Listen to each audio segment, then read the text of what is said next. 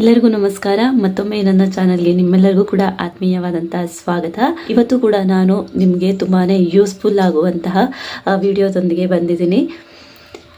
ಇವತ್ತಿನ ವಿಡಿಯೋದಲ್ಲಿ ನಾನು ಪದೇ ಪದೇ ಮೂಗು ಕಟ್ಟುವಂತಹ ಸಮಸ್ಯೆ ಅಥವಾ ಪದೇ ಪದೇ ಥಂಡಿ ಆಗ್ತಾ ಇರುತ್ತಲ್ವಾ, ಥಂಡಿಯಾಗಿ ಮೂಗಿನಿಂದ ಉಸಿರಾಡೋದಕ್ಕೆ ತೊಂದರೆ ಆಗ್ತಾ ಇರುತ್ತೆ, ಮೂಗು ಕಟ್ಟತ್ತೆ. ಇಂತಹ ಸಮಸ್ಯೆಗೆ ನಾವು ಮನೆಯಲ್ಲಿ ಯಾವ ರೀತಿಯಾದಂತಹ ಹೋಮ್ ರೆಮಿಡಿನ ಮಾಡ್ಕೊಬೋದು ಅಂತ ಈ ವಿಡಿಯೋದಲ್ಲಿ ತಿಳಿಸ್ತಿದ್ದೀನಿ. ವಿಡಿಯೋನ ಕೊನೆ ತನಕ ನೋಡಿ. ಇಷ್ಟ ಆದರೆ ಒಂದು ಲೈಕ್ ಮಾಡಿ, ಹಾಗೆಯೇ ನನ್ನ ಚಾನಲ್ನ ನೀವಿನ್ನು ಸಬ್ಸ್ಕ್ರೈಬ್ ಮಾಡದೆ ವಿಡಿಯೋ ನೋಡ್ತಾ ಇದ್ದರೆ ಪ್ಲೀಸ್ ಸಬ್ಸ್ಕ್ರೈಬ್ ಮಾಡಿಕೊಂಡು ವಿಡಿಯೋ ನೋಡಿ.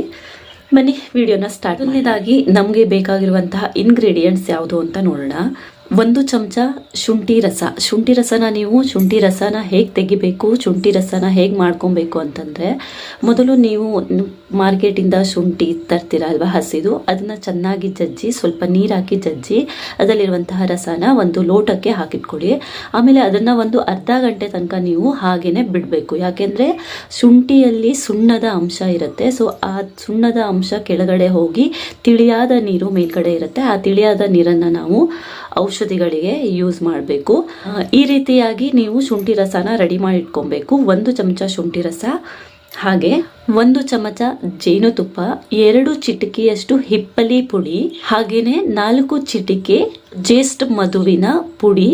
ಇದಿಷ್ಟು ಪುಡಿನ ನೀವು ಚೆನ್ನಾಗಿ ಮಿಕ್ಸ್ ಮಾಡಿ ಒಂದು ಡಬ್ಬದಲ್ಲಿ ಹಾಕಿಟ್ಕೊಂಡು ದಿನದಲ್ಲಿ ಒಂದು 3 ಸಲ, ಬೆಳಗ್ಗೆ, ಮಧ್ಯಾಹ್ನ, ರಾತ್ರಿ, ಈ ಥರ 3 ಸಲ ಆಹಾರಕ್ಕಿಂತ ಮೊದಲು ನೀವು ಸೇವಿಸ್ತಾ ಬಂದರೆ ಯಾರಿಗೆ ಈ ಮೂಗು ಕಟ್ಟುವಂತಹ ಸಮಸ್ಯೆ ಇರುತ್ತೋ ಆ ಸಮಸ್ಯೆ ನಿವಾರಣೆ ಆಗುತ್ತೆ.